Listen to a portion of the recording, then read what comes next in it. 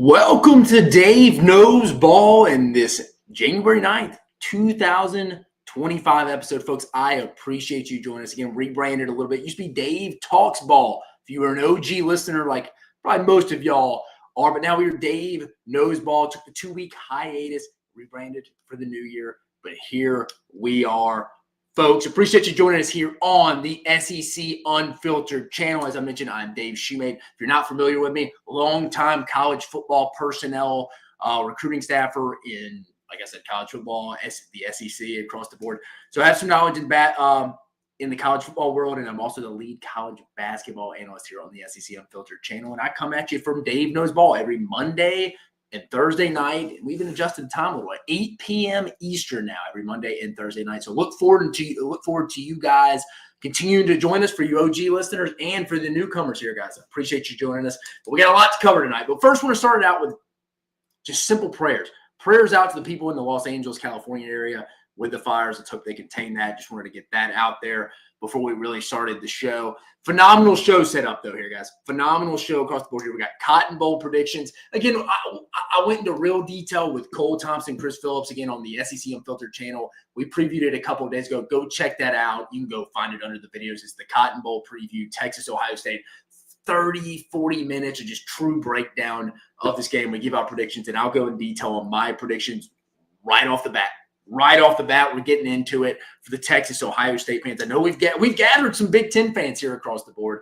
We'll have Spencer Holbrook from On3's Letterman Row, one of the Ohio State beat writers, to come give us kind of from the Ohio State side of things, preparing us for tomorrow night's matchup against Texas in the Cotton Bowl. And then Luke Taylor from the Full Court Network will join us. They've been guests before about 3-4 weeks ago. And they'll be coming on to preview and talk a little SEC basketball. And when I say preview, this upcoming weekend's matchup again. And now we'll talk about, again, I've done reactions every night, except last night we lost power, we lost internet connection. So I couldn't react to the 3 matchups last night, especially that big A&M comeback in Norman. But if you want to go see my reaction from Tuesday night's matchups, all 5 of those matchups, that's also on the SEC Unfiltered channel as well. But we'll go over all the week, all what we saw from the midweek action, and then preview this coming week's action. So we should have a good, compact episode here for you folks. And again, hop in the comments. I'll show you out in there as well. And we got college football semifinal matchups going on right now. We got the Orange Bowl. We're currently knotted up at 0. The big goose eggs across the board with about 7.5 minutes left in the first quarter down in Miami. But let's get right to it, folks, before we get Spencer on here. About 10, 12 minutes here. So lock into this Cotton Bowl preview. Here it is. Texas versus Ohio State. Ohio State currently favored by 6. Point total, 53.5. You guys know how we get started here. Let's set the tone here for you. It's the Goodyear Cotton Bowl, folks. It doesn't get any bigger. There's national championship implications on the line here. It's a semifinal matchup. I mean, come on, setting the tone for you. I usually kind of give you a background. There's not much to it. These 2 teams, somebody's going to be playing this team back-to-back. These 2 teams open up the season next year in 2025, August 31st in Columbus at the Shoe. So the loser of this game, their next opponent will be the team they just lost to. So you get to play back-to-back. Both teams, I think, would agree so far. Now, Ohio State fans, I think, would disagree with this, and I can't wait to talk to Spencer about this. But I think Ohio State fans would disagree. Have both teams met expectations? I think Texas has so far. Now, I think Texas fans would tell you they're disappointed in the 2 losses against the same team in Georgia. But again, I mean, first year in the SEC, 2 losses, you're in the semifinals, you're one of 4 teams remaining. I think Texas has hit their expectations. Ohio State, probably depending what Ohio State fan you talk to, you're in the Final 4, but you lost to Michigan for a 4th year. And I'm actually excited to get Spencer on and really dig deep and then pull back some of those layers, and let's talk about that a little bit. Let's open up that wound a little bit. I'm not as – again, everybody was all over Ryan Day's ass, and I never really understood that, because it's like, I mean, Ryan Day could go win the national championship this year and just say, deuces, boys, I'm going to the NFL. Like, screw y'all. Y'all been trashing me for a month. All right, y'all want me gone? Y'all want Mike Vrabel? Here's your chance. And again, Mike Vrabel might have passed by now. It's an NFL job, so coming around, he's getting interviewed for. But my point being, Ryan Day could be deuces. Y'all trashed me for about 4 weeks until we beat the brains in of Tennessee and Oregon now back-to-back. And now it's kind of the roles are reversed here. Everybody's picking Ohio State. I haven't seen many people outside of our own Cole Thompson pick Texas to win this football game tomorrow night. and that may ruin the prediction if you haven't seen it already for what I have coming up. But still, we're going to break this down. Both expected to be in this situation in the Final Four. I think if you really ask both fan bases would tell you they expected to be here. And that's fair. I mean, you look at the blue chip ratio, these two teams are talented from top to bottom. I think I saw a stat there's like 23 NFL potential draft picks in this game. Kind of reminds me of my working in Alabama football in 2011, the game of the century. Remember 2011, Nick Saban, LSU, the year they played twice. I mean, I was working in football then, and just the face sheet of the prospect coming to that game, just unbelievable. Just unbelievable. Leonard Fournette, Landon Collins, and guys who were all the who's who of NFL players across the board. Kind of reminds me of this game here.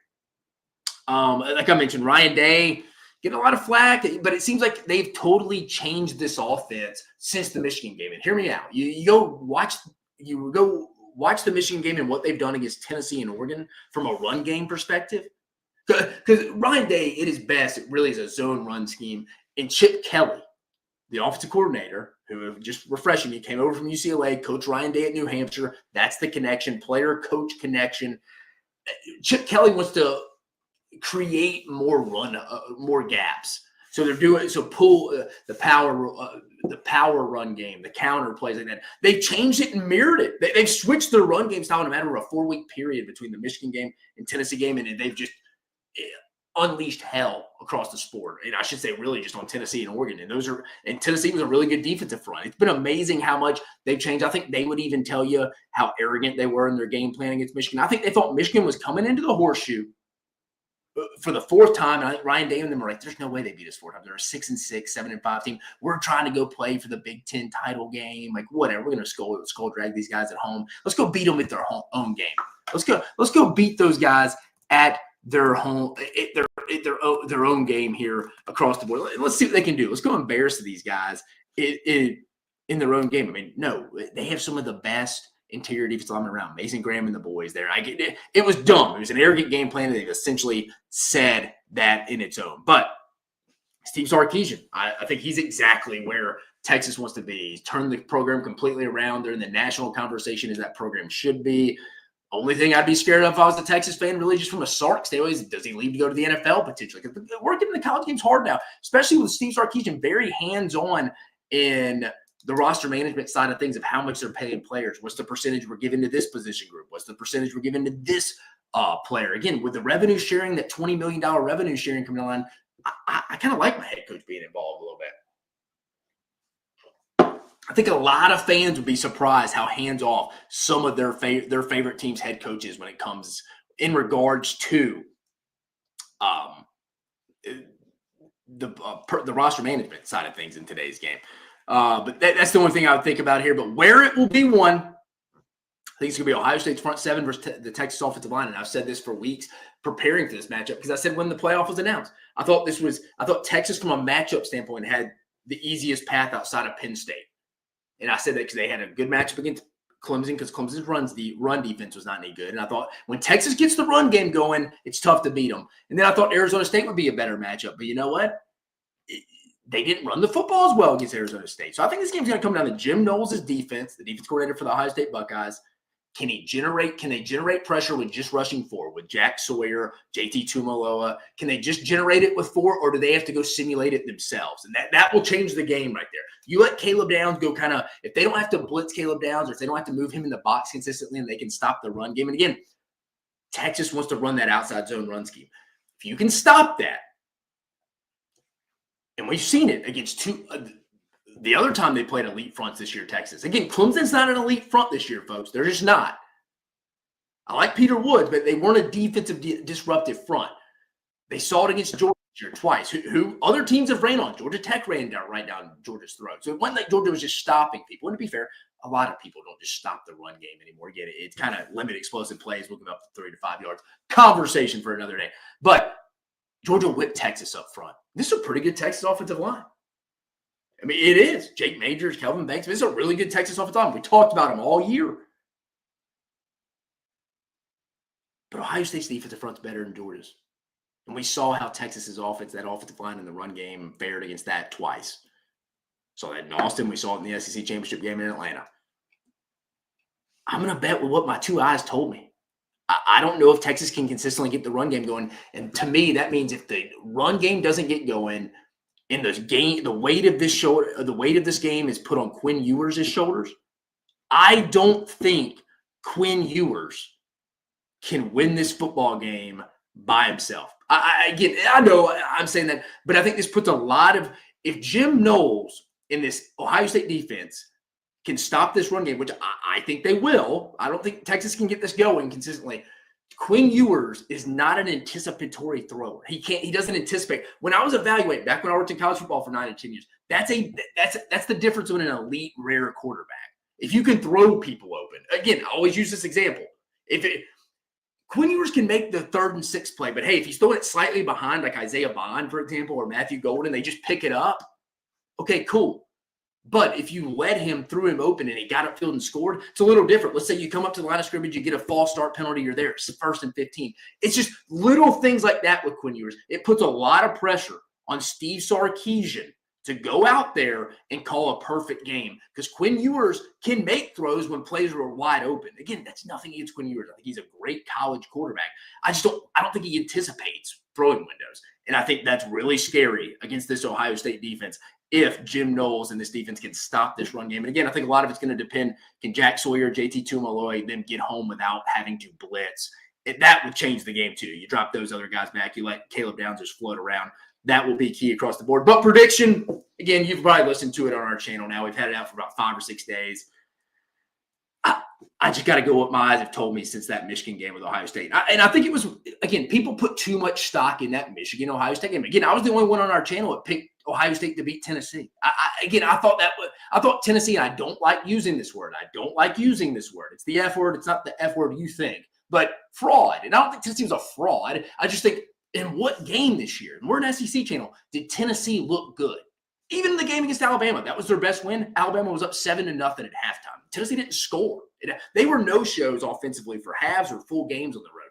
Josh Heupel has a road problem. I thought Ohio State on paper is the best team in the country. And when they were playing like it, they heard for 4 weeks how bad they were. Their coach was about to get fired off just one game. Again, I've said it. You go back and watch that game. It was an arrogantly called game offensively for Ohio State, and Will Howard did not play great in that game. And I'll say this, if Will Howard plays like he did against Tennessee and Oregon, nobody's beating Ohio State. It don't matter. It doesn't matter. This was the Ohio State team we expected to play. See, I think it's just going to come down to, I think I've been waiting for this matchup since they announced the playoffs. Jim Knowles, Steve Sarkisian. This will be fun. I just think the only other similar real defensive front they've seen in Texas that is similar to this Ohio State front is Georgia, and that has not fared well for them twice this year. I'm just going to go against the grain. I think Quinn Ewers is going to have to put the weight of the game on his shoulders. I think that puts a lot of pressure on Sark to design perfect plays, and that's not fair to the play caller. At some point, some of your guys just have to make plays. Jeremiah Smith, he just makes plays. It is what it is. Sometimes we get into this.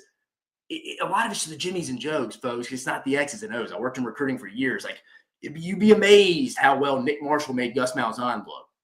I mean, again, sometimes that's what it is. Can the game be put on Quinn Ewers' shoulders ultimately? No, I don't think so. That's why I have Ohio State winning this game 33-20.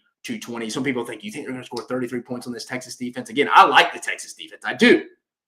But this is the best wide receiver group they face. And let's be fair. Give Cade Klubnik and Clemson credit. And Bryant Westco them credit. Texas hasn't played a lot of great quarterbacks and wide receiver groups this year. This is the best they will see. I think it's an improved Texas secondary from last year with Andrew Makuba, Janae Barron, Michael Taft. But I think this could be an elite crew, especially if they keep playing how Will Howard's played down the line. I just think Ohio State's going to be too much. I do think it will be closer than my final score indicates. I think it's going to be more of a one-possession game back and forth, but I think Ohio State gets one late. Give me 33-20. Give me 33-20 Buckeyes. Said that kind of for the last week. I don't know. I just believe that Ohio State's playing kind of like a UConn basketball team that's collected some losses midseason, but they're hitting their stride at the right point. Just got to go Buckeyes. But speaking of the Buckeyes, let's bring in one of our buddies over here. We're going to bring it from the I guess we'd say behind enemy lines here. Let's bring in our buddy over here, Spencer Holbrook from the On3 Network.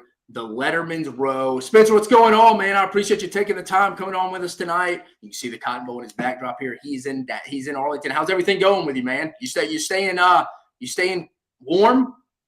It's freezing rain outside. I hope you can hear me well. It's freezing rain outside. There's a lot of slush on the ground. It is not pleasant. It's not nearly as pleasant as Miami is. I'll tell you that much. Penn State, Notre Dame got lucky getting sent to Miami, but yeah, it's fun. We went to Jerry World today. It's my third time there. I've really enjoyed being in that stadium. I'm really excited for this one. Obviously, Knowles versus Sark and Chip Kelly versus Pete Kwiatkowski. Like it's going to be like the chess matches in this one are going to be awesome. I'm really excited for it.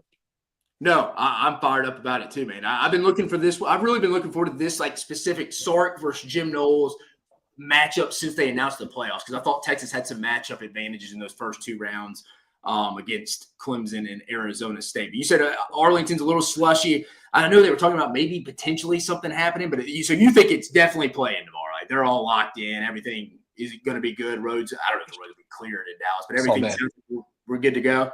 The roads were dicey today on our shuttle ride from the media hotel over to the stadium. I'll be honest with you, it's pretty dicey, but it's pretty slushy right now. The roads are not cleared, but I think tomorrow's supposed to be in the 40s, so it might melt tomorrow, and by that, then everybody will just be driving on wet roads. It's a lot better than driving through ice and snow, especially us from Ohio. We know all about that. So these folks don't really know how to do that. So I hope that it clears up and it's good to go. But I don't think there's anything that's going to come in the way of them playing this game tomorrow. So initial thoughts heading into this one. And tomorrow night, your thoughts. You followed this Ohio State team all year. I want to kind of get into that here in a bit. But just like initial surface level thoughts heading into this game, where Ohio State is, where you think Texas is. Just initial thoughts right off the top of your head there, Bob. Yeah, I think Ohio State is playing at a different level right now. The way that they're moving the football, the way that they're doing things through the air and doing some things, over the top and taking the top off of these defenses, it's allowing them to open up the run game. They're opening up the run through the pass rather than the inverse that Ryan Day and Chip Kelly tried to do for 12 games in the regular season. They finally saw the light, I guess, and decided to go over the top, and it's unlocked everything for this team. Jeremiah Smith deep, Jeremiah Smith wherever you want to on the field, Emeka Ibuka down the middle. They haven't even really unlocked Carnell Tate yet in this postseason, and he's a guy who can explode for a big game at any given point. So and then Trevion Henderson and Quinshon Judkins have both been good in this postseason, but I think they can be even better. They both look really fresh and explosive. Like I love this Texas defense. I have all year. I'm a guy who watches just a ton of college football, even though I do this and in the horseshoe every Saturday. But like this Texas defense is awesome, and I still don't know if it's going to be able to take away everything that Chip Kelly and Ryan Day have at their disposal to attack them, and that's why I'm a little not thinking that this is going to be like a blowout at all. But I just think that this Ohio State offense is really, really, really good when it's humming. And these last two games, it's really been humming. There's no reason to think that it's not going to be humming again. That's, I think, the challenge for Texas is like, can you match them? Because if they get up 7-10, like it's almost like been like an avalanche against Tennessee and against Oregon, and that's when you get into that danger zone. No, Spencer, I totally agree with you. I think Texas has to start off. Something has to go well for Texas early, either a turnover, maybe a special team blunder by the Buckeyes, something. And again, Texas has started well in some of the. I mean, the Clemson game, Clemson got up like they were up 16 against Arizona State right off the bat, scored in 2 plays. Like it started well. They need something like that against. You're right, Ohio State's. It's like an avalanche here in these first fumble. I mean, these teams get behind so early. But rewinding a little bit here. I want your opinion on this because I went back and watched the Ohio State Michigan game. Again, you follow them. You're much more boots on the ground. You have much more familiarity with this program than I have. What happened, you think, in those 4 weeks? Just from where you sit, I know you're not in the building, but you're close to people. Like, in your opinion, what happened between the game against Michigan and then to the Tennessee week? What happened, in your opinion? Well, there was a players' meeting that Ryan Day was involved in, and they kind of just laid it all out there. We can still do all of our goals. We can still accomplish everything. That whole message, which did resonate. I think some new guys started to step up. Caleb Downs become a real leader of this team. Will Howard has become a real leader of this team. They're not just relying on the seniors who returned. They're relying on some of those guys who became vocal leaders. Seth McLaughlin, who, out for the season, but he's become a real leader of this group. They fixed some offensive line issues. They went from a lot of zone stuff in the run game to some gap stuff. That's paid massive dividends so far through 2 games with the gap schemes, a ton of counter. I think they were running counter on 10% of their runs in the first 12 games. The last 2 games, they've been at 50% counter. like they're just doing things differently. They're throwing over the top, which they weren't doing deep. They weren't throwing deep at all during the regular season. Will Howard, I think, has tweaked his footwork a little bit and allowed that to happen. To be honest, like the defense hasn't changed at all. They've been really good all year. I think they just flew under the radar because of the teams that they were playing. They weren't really playing some good offenses at all. But like this offense, that from zone to gap, the passing attack going back to Ryan Day's roots and Ryan kind of putting a hand on that passing game and massaging it a little bit. And then Will Howard's confidence, like that's the perfect storm. And that's what these guys needed to start playing their best football right now. And that's what they're doing. Yeah, I mean, you go back and you look, you can see the run scheme change offensively, yeah. like from the mid. Well, I mean, is that would you say I'm wrong? To be honest with you, would you say the offensive game plan and outside of Will Howard having a bad turnover there was kind of arrogant in the Michigan game a little bit? You could probably say that, but I also think so. The stat that sticks with Ryan Day, and I think it's detrimental to him, is that the winning team in the Ohio State Michigan game has won the rushing battle in like 26 straight matchups. Yeah, he believes to win the Michigan game, you have to run the football. He's wrong. And like, so, I think he is, because I think that Ohio State could have beat Michigan by throwing the ball because you can out-athlete them out on the edge. Yeah. In the 2-minute drill at the end of the game, they went right down the field, or at the end of the first half, they went right down the field easily and scored a touchdown. Jeremiah Smith drew 2 pass interference calls. Michigan couldn't cover them. And then they went back to running the ball in the third quarter, and it was like deja vu all over again. Like they weren't doing anything offensively when they were trying to run the ball to set up the pass. Like they could have thrown the ball and they didn't. I think there's a little arrogance there, but I also think that it's just a little stubbornness and like, hey, we have to be able to run the ball to beat these guys. That's not necessarily true. If Michigan ran for 181 yards and Ohio State ran for 107, but Ohio State had 300 passing yards and Michigan had 37, you're going to win that game. They just didn't do that. They decided to continue to try to run the ball 18 times between the tackles for 34 yards. Like that's just not good enough. So, arrogance, whatever you want to call it. I just called it bad. Like you said, stubbornness is a good word. Yeah, I just called it bad. It was a bad game plan. And I think the mea culpa there where they had that players meeting and there were some realizations of like, hey, we let you guys down. Like that was a coaching staff loss. The players I thought actually played pretty decent given the circumstances of that game.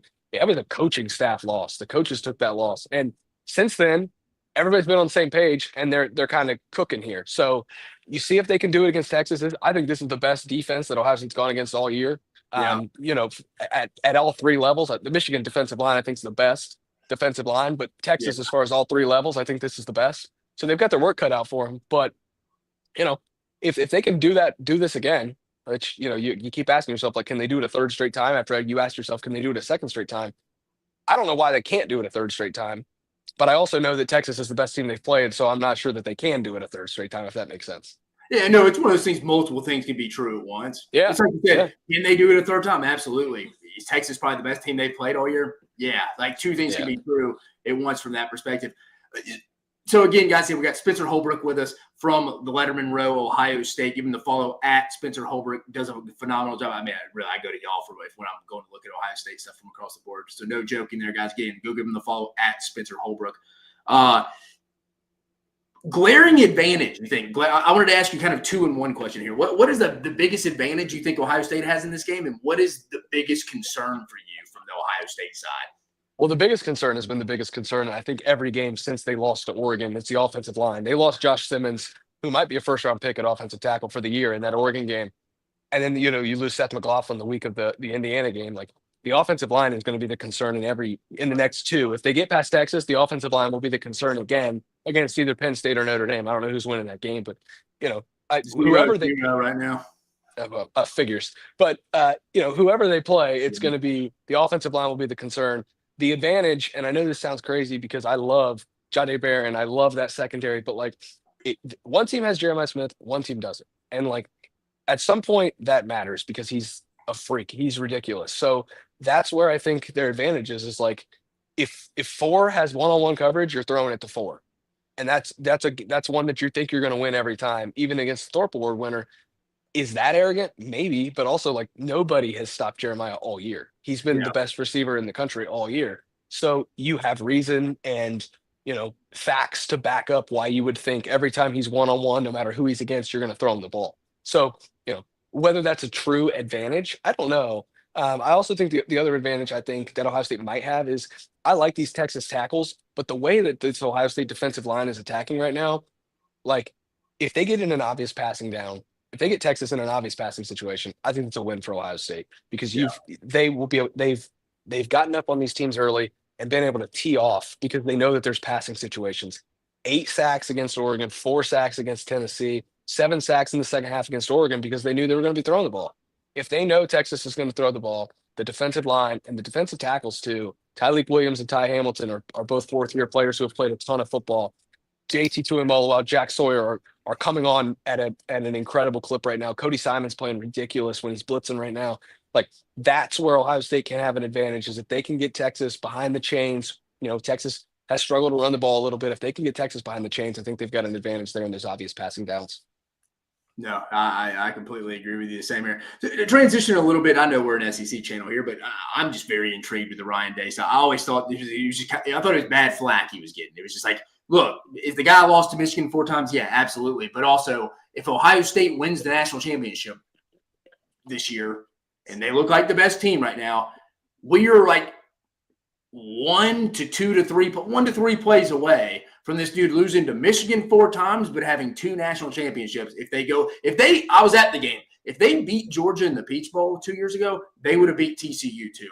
He would have a national championship, and you could say the same. If they win 2 more games, he'll win the national championship the same year they lost to Michigan, which would be wild. Which brings me to my point here. What would losing tomorrow or let's just say they don't win the national championship. They either lose, season ends tomorrow for Ohio State, or it ends on January 20th in Atlanta, either to Penn State or Notre Dame. What is the feel at that point? Because what's the record at that point? You didn't play. What would that be there, Spencer? What would they be? 10, 12, or depending if they went 13-3? What is the feel around Columbus at that point?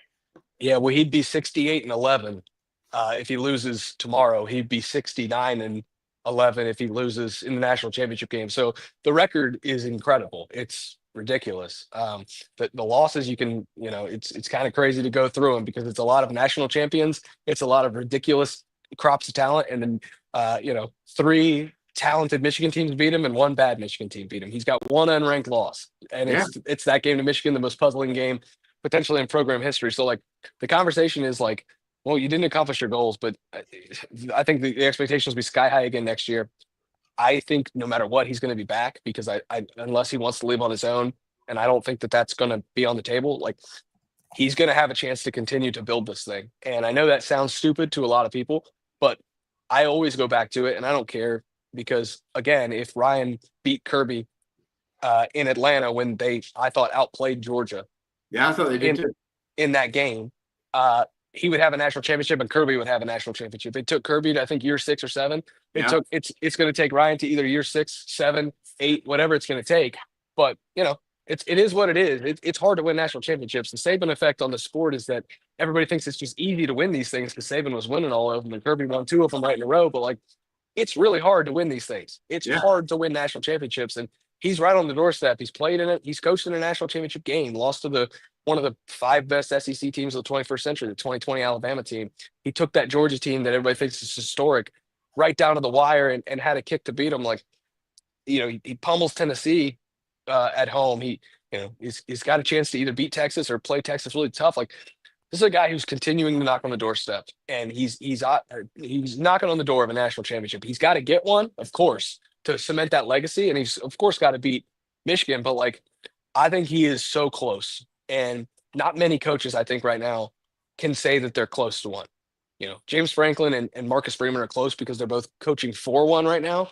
But before this playoff started, I don't know if you would say either of those guys, oh man, they're so close to a national championship. Ryan Day is probably the one coach in America that he's insanely close to one. He's just got to get his fingers on one and finally secure one and win one of these big games. And I think that's what tomorrow represents is all right, you did the first 2, you beat a Big Ten rival, you beat the SEC team that maybe wasn't very good compared to what we thought they were, but go beat Texas and then go win the national championship. Go do it. Prove it to everybody. Because I think the weird thing right now is everyone knows Ohio State's the favorite, but no one wants to tell themselves that Ryan is going to win a national championship. No. So because they don't think he can win big games. If he beats Texas, he's going to be the favorite next week in Atlanta. Which is wild to say he doesn't win games. It's just literally the Michigan game the last 4 years. And you're right. People forget. And I was discussing this with someone the other day too. It's they give him hell for those Michigan losses, but Spencer, you said it probably 5 minutes ago. those were three of those 4 losses were to really good Michigan teams too. I mean, those were the 3 Big Ten champion and national, one of them won national champion Michigan. It's like they weren't losing to slappy Michigan teams outside of this year. I mean, let's call it space. And you could have won that Oregon game earlier in the year, and you were on the road. That game was a coin flip. It just could have gone either way. But before we get you out of here, man, I appreciate your time. If you don't mind, you may not even have put it out yet, but maybe you can break it here on our SEC Unfiltered channel. What's the prediction for tomorrow for you heading into tomorrow's Cotton Bowl matchup? You know, it's funny that you said your pick right before I came on because I think I heard you say 33-20. Yeah. I've had 34-20 since Monday. So we kind of same wavelength here. I think maybe Ohio State could add one late and cement it away. Again, I think Texas is really, really, really good. I don't think Texas has seen a defense like this, and I know that they played Georgia, and I know they played in the SEC, and I have tremendous respect for all of those guys. But like, I think this defense is so good with Caleb Downs and Lathan Ransom and the 2 corners on the outside. Like the linebackers are playing at a high level. That defensive line's getting after it. Jordan Hancock's a nickel that just doesn't get enough credit. I think he's really, really good at what he does. If you turn on the tape and sit down and study it, Jordan's really good. Like I don't know how Texas is going to generate more than 3 or 4 scoring drives, and that's nothing against Quinn. It's nothing against Sark. I think Sark is a brilliant offensive mind. But when Knowles has got it rolling, and I just think that this defense is going to be on one, just like it has been the last couple of weeks. I've got Ohio State winning 34-20, and maybe that's some scarlet-tinted glasses, but I think that this team is on a little bit of a mission to get back at what happened on November 30th against Michigan. No, I mean, I agree with you. I think you're seeing it right, too. Again, the Texas fans are new to our channel here. I mean, they were trying to find an SEC home. They've been great to us. We love our Texas fans. But, again, we're going to call a spade here. I've said it all year.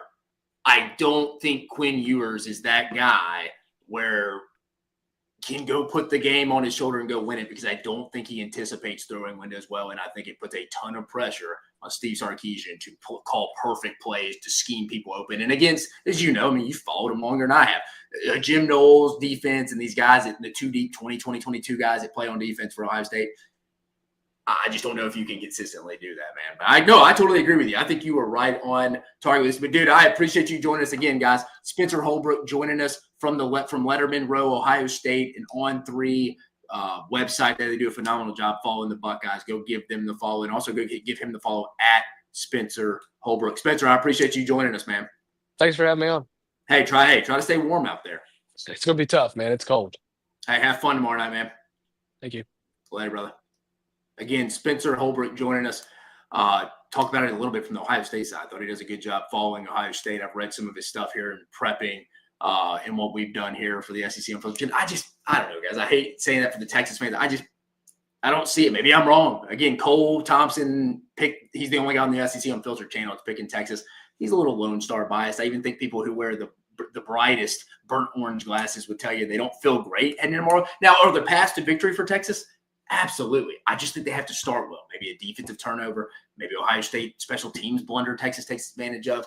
I just think when we settle in, when the foundation settles, I don't trust Quinn Ewers ultimately if Ohio State can stop that zone run scheme Texas has. And if you do, then you just put a lot of pressure on Quinn Ewers and Sark. But again, I love our Texas fans. They do a phenomenal job following us, and I appreciate them coming over to the SEC Unfiltered channel. No hard feelings, guys. I'll come on Monday's show and eat crow. Hell, I hope Texas wins. It gives us another preview. Again, y'all watch everything we do. And again, we previewed the Cotton Bowl a couple of days ago. So give it a go. If you really want the in-depth preview, go check it out on our channel, the SEC Unfiltered channel, with myself, Cole Thompson, and Chris Phillips. But let's flip that cap, guys. Let's go get our basketball. Let's get our sneakers. Let's go get our tennis shoes on, our basketball shoes on. Let's get to the hardwood here, and let's bring on my guy Luke Taylor over from the Full Court Network. Luke, what are we doing, man? You know what we're doing is Coach Sarkisian should call Sharon Moore and tell him, how do we beat Ohio State? Yeah, no, that's what he needs to do. He's got a Michigan problem, and Spencer would admit that too. I think he's got a Michigan problem, but I think the guy, I don't know, he just gets a bad rap, man. Like, it's just like we were talking about it. I think you may have hopped in the back room a little bit where you were talking about. It's like he is literally about 3 plays away if they continue. if they go on and win tomorrow, win the national championship, he is 3 plays away from having 2 national championships if they finish the deal against Georgia 2 years ago, because I think they would have went on and beat TCU too, but would have still have lost to Michigan 4 times, which would be wild. I mean, yeah. Hey, you tell me as a fan there, Luke, would you take losing 4 times in a row to your rival, but within that 4-year span, you won 2 national titles and they won 1?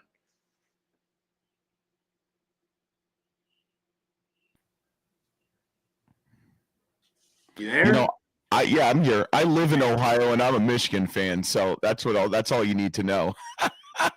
Yeah, I like that Rupp Arena back there. Is it really 3? It's not 311 miles away from you, is it? Can you hear me, Shu? Yeah, I can hear you. Can you hear me? Yeah, I'm good. Sorry about that. I don't know who that was. Rupp Arena, is it really 311 miles from that exact studio? Yeah, exactly. But I'm excited, man. There is some.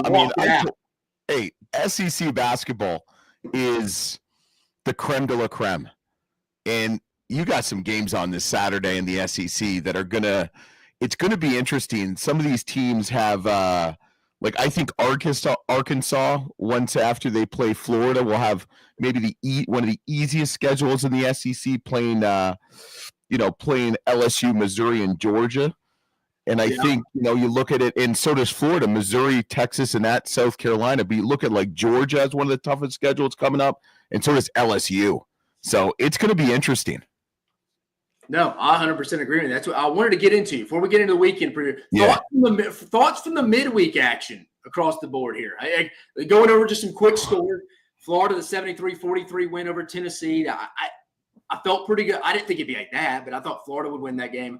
Auburn holding on, 87-82 in Austin. Georgia getting the big win, 82-69 over Kentucky. Mississippi State gets a big road win, 76-64. Missouri holds strong at home against LSU, 83-67. And then yesterday's 3 games, Alabama handling South Carolina on the road, 88-68. Ole Miss, big road win for Beard and them, 73-66 on the road against Arkansas and Cal. And then the wildest game probably of the week, the ending of it, the 18-point comeback without Wade Taylor. Texas A&M getting the 80-78 win in Norman over Oklahoma. Luke, biggest thoughts from the SEC in midweek? I mean, my feelings about Texas A&M, and man, they're starting to make me a believer. I mean, if you got Wade Taylor not playing, Zurich Phelps goes for 34 points. I mean, Buzz Williams a real deal, man. I've gotten to watch him play or coach at Marquette, and Virginia Tech. I mean, the guy is he's won everywhere. He has. I mean, he's literally won everywhere. I think we're going to start seeing a little bit of a parting of the top teams. I think Auburn and Alabama. I mean, I think Auburn's the best team offensively in the nation. I mean, by far. I mean, Johnny Broome is. If he doesn't win Player of the Year, or if a Player of the Year from doesn't come from the SEC, it's kind of going to be a robbery. It's got to be Johnny Broome right now, right? I mean, I'm trying to think who even would be in the conversation for the Player of the Year. Right now. They're talking about Cooper Flagg, and I mean, Cooper Flagg, yeah. I get it, but when you're averaging 18.7 and just over 11 rebounds per game, and your team's rolling. I mean, I'll be honest with you. If they were to play Duke now in a neutral site or at home, I don't think it'd be close. I think Auburn is that good. And Broome each year, as he transferred over from he's gotten better each year. Or sorry, from Morehead State. Each year, like this year, he's very patient. He's a great passer. So it's kind of pick your poison in there. And then they have the guys in the front court like Chaney Johnson, who I think is one of the more improved players who replaced Jalen Williams leaving. And then Dylan Cardwell plays his role perfectly. Mm-hmm. Not a scorer, but I'm being a rebounder, defender. They just have a lot of guys. Like I think, you tell me if I'm wrong, Luke. I think Alabama probably has more NBA-type players on their roster. And maybe you can even argue a higher ceiling. But I think Auburn has a team, I'm not going to say deeper, but I think they have guys that are kind of more entrenched in their role. And I think Auburn probably has a higher floor than Alabama. Yes. But, no one's really talking about Mark Sears. I mean, kid's averaging just under 19 points a game. He struggled out of the gates in November, but now he's starting to since Alabama's won 6 straight, he's kind of came on his own ever since they've left that Players Era Festival. Oh, it's crazy. But to think like some of these teams, I mean, I was looking at the standings and, Arkansas is having a rough year. Dude, they're 11-4.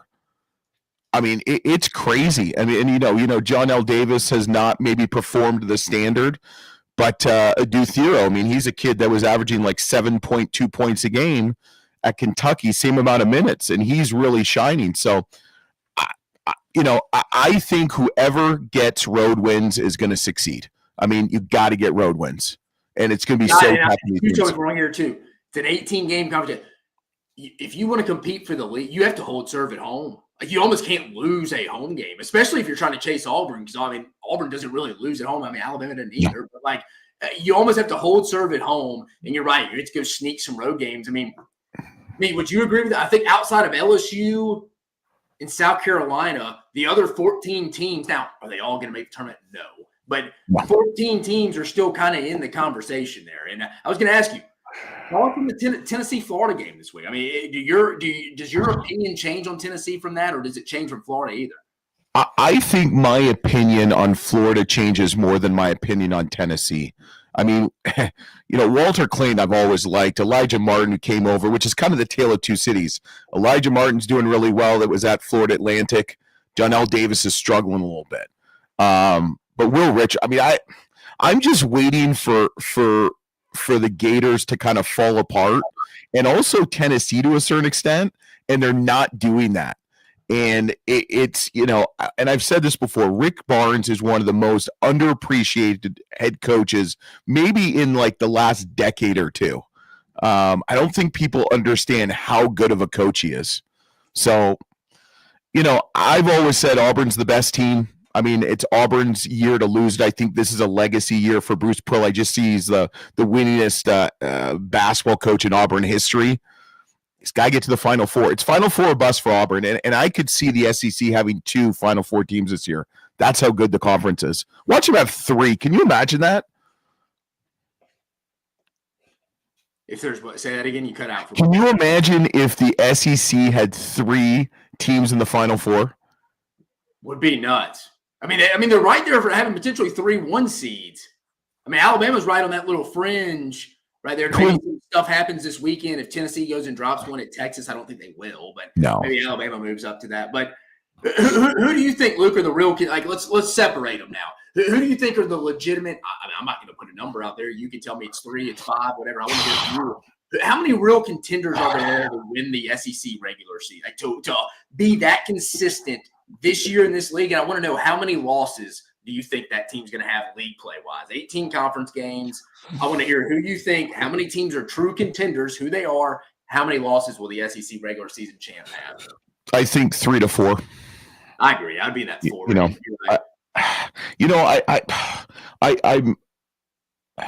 I struggle with Mississippi State, and I don't know why.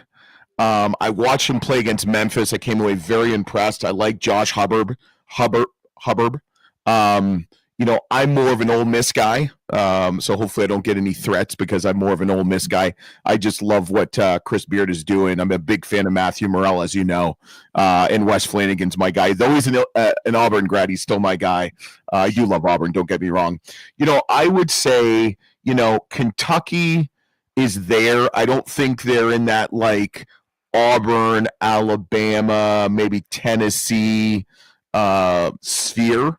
I think Ole Miss is close. I think Arkansas is right there too. Florida is another one. I think there's a couple teams. I think it's just gonna, they're not gonna fall apart, but I think the truth is gonna come out. Because you look at some of these schedules, right? They have really good schedules, or they have really weak schedules, and they're 11-4 and 11-3. And I'm not pinpointing anybody. And, the first half of the season, the non-conference season is different than the conference season, because the conference season is just, it doesn't matter what conference you're in, it's tough to win conference games. I mean, you saw that with Drake. I know this is SEC, but Drake was undefeated, and then lost 2 games in a row. So, and then they just beat Bradley last night. So, Porter Moser was on the hot seat. I think he's done a great job. I mean, what he's done to get players and losing players.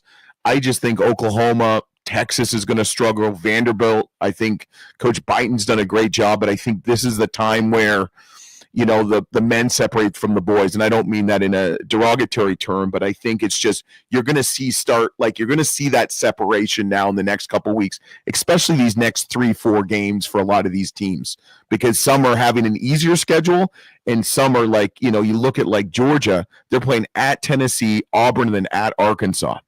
Then you look at Florida, they're playing Missouri, Texas, and at South Carolina. So now just because it's easier schedule doesn't mean you're going to win though, right? No, I mean, you're 100% right. I don't know. I mean, Tennessee, Chaz Lanier is, we've had the Coach Driscoll, the North Florida coach, the Ospreys, and he had Chaz Lanier, and we were kind of talking to him a little bit off the record and stuff. And he's like, this kid's a ball player. I mean, and you're just seeing that transition. So, I think Arkansas can surprise people. Arkansas can surprise people, and Ole Miss can surprise people. And I think that Ole Miss at Alabama game is going to be really crucial. And then, obviously Ole Miss playing, who are they playing? I'm trying to think who they're playing. Ole Miss plays LSU this week. Yeah, Ole Miss, LSU. But LSU. It's a big game next week. I know we're jumping ahead a little bit here, Yep. Luke. Ole Miss goes to Tuscaloosa. Could be 3-0 in conference play. Yeah. I mean, they play at Alabama, then they play at Mississippi State, and then Texas A&M at home. So, I think the biggest thing is who's going to stay healthy is going to be who's ever the healthiest is going to be the most successful. Thoughts before we move into previewing the games here on this upcoming weekend? Wanted to stay in the midweek action here from a perspective. Yeah. Thoughts on Texas? I feel like offensively here, it's just hero ball every night for Rodney Terry's squad. It's either Trey Johnson has to score 30, Arthur Kaluma got to score 30, like he went for 34 the other night. And he's taking like fadeaway jumpers from 15 feet that you're like, Bruce Pearl number sitting there like, keep taking it, man. If you're the only guy shooting, you can score 30. Yeah.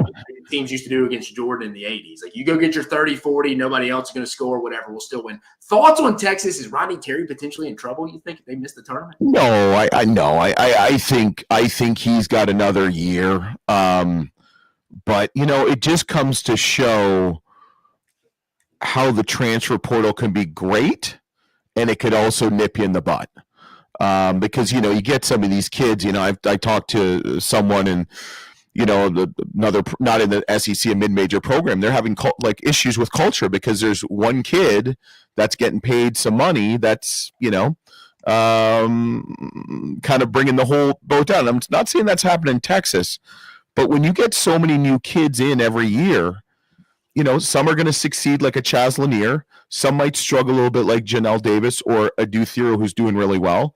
But you look at Texas, I don't know. I mean, Texas is 0-2 in the SEC.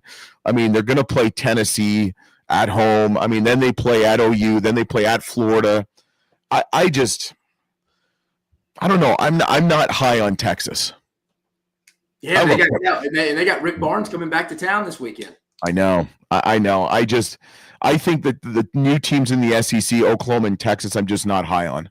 Oklahoma, I agree with you. Look, Oklahoma, two things can be true at once. I say that all the time on this show, any stuff we do in the SEC Unfiltered. And I think that's where we are. Usually in society, we just want to make things black and white. Yeah. Usually things, as you know, dude. I mean, you've lived longer than me. Things are in the middle. You call me old? Oklahoma can be improved. Right? They don't have to finish in the bottom two of the league like a lot of people predicted. But they can also be a little fraudulent. And I hate using that word. It's just coming to mind right now. Like you said, look, they won the Battle for Atlantis. They beat Providence, Louisville, and Arizona. All three of those teams have issues this year. Again, you look at the names, yeah, you beat Arizona, but Tommy Lloyd bunches in a traditional Arizona squad. But it is what it is. Don't take it away from Porter Moser and them. They're better, but I'm with you. I think they're going to collect some losses in league play. Yeah, and I don't know. It'll be interesting to see what precedent the NCAA selection committee goes with. I mean, do you bring in a team that has a losing record in conference? I mean, I've seen. I think 8-10. There's going to be a lot of teams that get into the tournament at 8-10 in the league.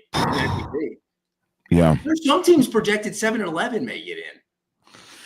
Yeah, I think it just depends on who they lost to and how close it was. I mean, a 7-11 team that gets in that has, they might be the bottom feeders, and no offense to the lower teams in the SEC, which is kind of funny because they've all got winning records still.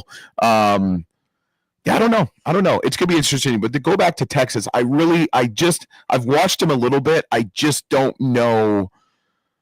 I just don't know what I'm going to get each night because it's just not a great it's a collection of individuals. It's not it's not a team. It's just an individual bunch. It seems like to me.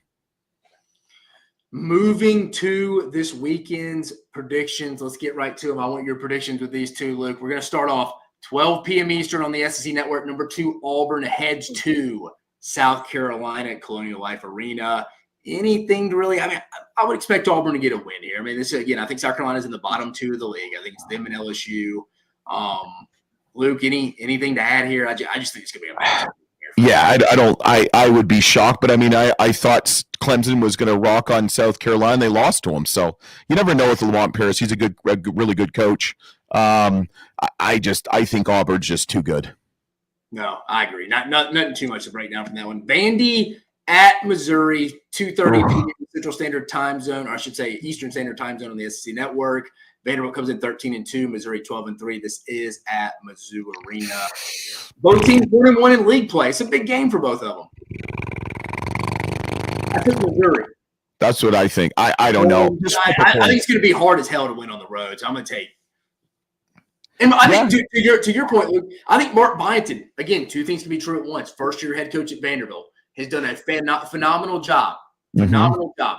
Oh, absolutely. To rebound. Jackson State out-rebounded this team in non-conference play. I think Vanderbilt is going to be that team that's going to start having a hard time collecting wins when we start them later in the league. Yep. And again, they're improved, but I still think they start accumulating some losses. I think if Missouri can dictate the pace of play, I think they should squeak it out. I really like Jason Edwards. But like we said, I think I'm going to a lot of times favor the home team. Obviously not Auburn, South Carolina, but where I'm not really like kind of a toss-up. Yeah. I'm probably going to go with the home team. So I'm going to go with Missouri. Yeah, key matchup here too for the people listening here. Vanderbilt doesn't really turn the basketball over. Missouri, it's how they make their money. So that'll be interesting. What gives there? I'll go with the road team. Give me Missouri as well. So big one here. Florida at Arkansas. We got a 3 p.m. Eastern tip on ESPN. Florida rolls in 14-1, 1-1 in league play. Arkansas 11-4, 0-2 in league play. Luke, I'm posing you this question right out of the gate, brother. Is this a must-win for Cal and the boys? Yes. Can't start off 0-3. Yes, yeah. I can't remember the last time Cal started off 0-3 in conference.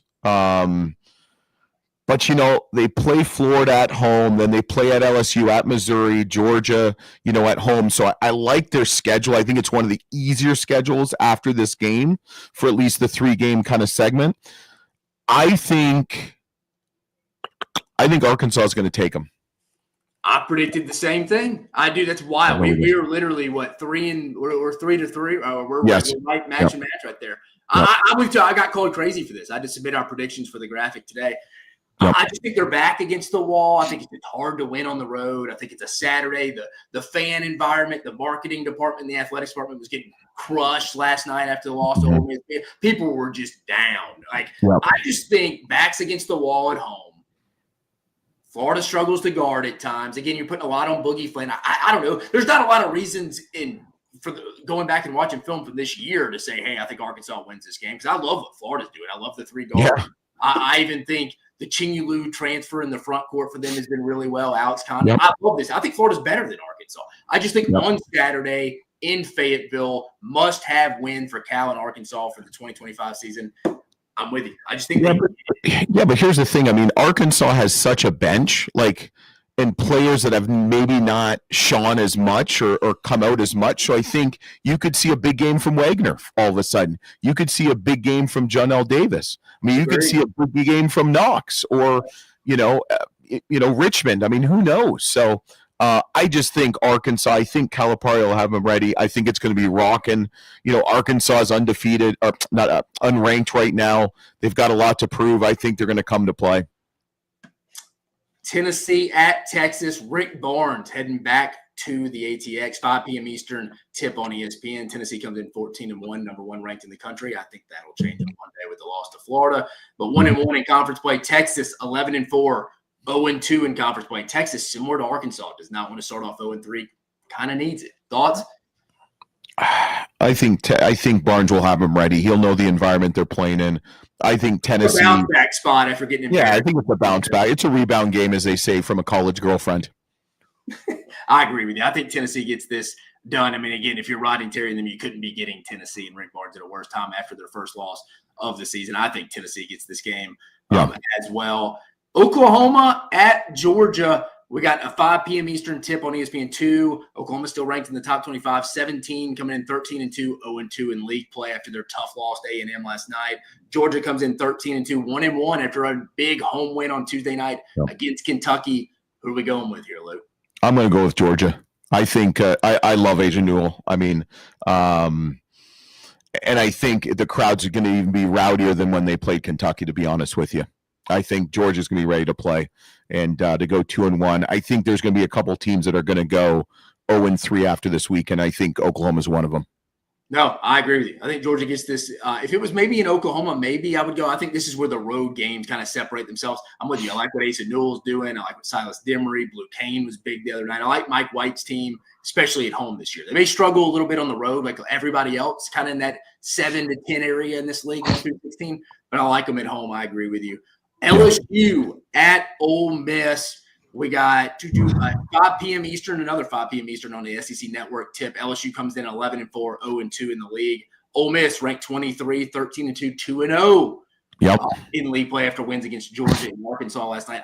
I think LSU's in that same category as South Carolina, kind of the two bottom feeders in the league right now. I like Ole Miss this one at home. I do too.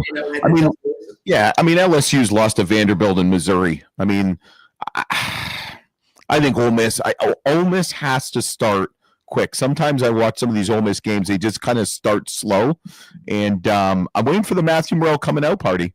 You know, just where he just goes for like 25, 30 points. Him and Jermaine Brakefield just disappear at times. I mean, you saw Morrell the other night get a little comfortable, especially or even in the Georgia game, but that Memphis game, he was a complete no-show. Yeah. Moving on to that, I'm with you. I mean, the only thing I think our guy Chris Beard is worried about is school went and started in Oxford, and I know he's getting social media fired up to get students there back. So that's the only thing. I think we got these last two. I think are the best of the slate on Saturday. Oh, absolutely. Top 10 matchup at Reed Arena.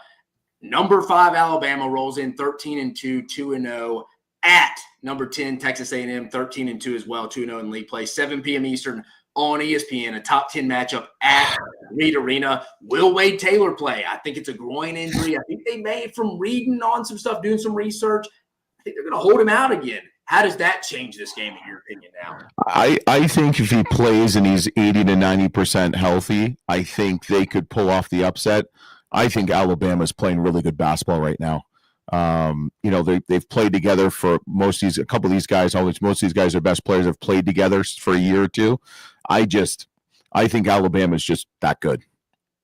Yeah, I agree. I think Alabama's going to win. You're right. I think they're playing their best basketball. They won 6 straight. Mark Sears is starting to look like Mark Sears from last year, the preseason SEC Player of the Year. You're right. Bama's starting to hit their stride, get their rotation in sync, playing better defense. You're right. Wade Taylor being out, it'll be key. I mean, as we all know, against A&M, they're the best offensive rebounding team in the sport. That's where Alabama's going to have to make sure, hey, without Wade Taylor, you can't be letting A&M get a bunch of second chance points and live and die at the free throw line. Yep. We're both with Bama here. And then finally, Kentucky at Mississippi State, 7:30 p.m. Eastern Network. Number 6, Kentucky rolls in 12-3, 1-1 after a loss in Athens this past week. On Tuesday. And then number 14, Mississippi State, 14-1, 2-0, trying to get to a 3-0 undefeated league start. What do we think at Humphrey Coliseum on Saturday night? The Hump, baby. What are we thinking, Luke? You know, Mississippi State's only loss is to Butler. And, you know, we cover all, you know, basketball, you know, no offense. Obviously, we're the, you know, full court network. But I would tell you, I've watched Butler, and I mean, that was a bad loss. But they did beat South Carolina, and they beat Vanderbilt. So 2 teams they should beat. I think Kentucky has to win on the road to kind of get to that next level. And I think this is a perfect opportunity to do it. So you have Kentucky bouncing back, getting the win. I got the Wildcats, baby. I get the train of thought there. I'm going to go Mississippi State, though. So me and you, across the board, though, in those 8 games, we just disagreed on one. We went the last one. Yeah. Why you got Mississippi State over Kentucky? I'm curious about that one. I like fans in them at home right now. And I think that's true. I think the Cleary kid's been playing well for him. I think he's been helping Josh Hubbard again. Can Cam Matthews be healthy? That'll be interesting as well. I just like him at home. But I totally get where you're coming from here. Kentucky, hard seeing them losing, going 0-2 this week on the road. I don't know. I just think Mississippi State's a little underrated as well. So me and you just differ on that. So me and Luke both have Auburn winning in Columbia against South Carolina. We both have Missouri holding strong at home against Vandy. We both have Arkansas getting the big upset of the day. We both agree on that. Big home win. I like that one. Have to have it. Tennessee at Texas. We think Rick Barnes is homecoming. I think he leaves happy there. Oklahoma at Georgia. We both have Georgia. LSU at Ole Miss. We both have Ole Miss. Alabama at Texas A&M. We both have Alabama, but Wade Taylor status up in the air. And then we disagree on Kentucky, Mississippi State. My guy Luke has Kentucky getting the much-needed win, and I think Mississippi State holds serve Chris Jans and the boys at home. Let me ask you something. Do you think Texas will give Rick Barnes a warm reception?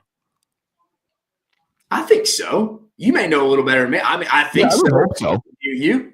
Yeah, I mean, they fired him, so I mean, what's it been now? 8, 10 years? At least, 8. Yeah, actually, look that up while you can. Yeah, I'm looking up Rick Barnes. So Rick Barnes' first year at Tennessee was 15. So Barnes was in Austin from 98 to 2015 in Texas.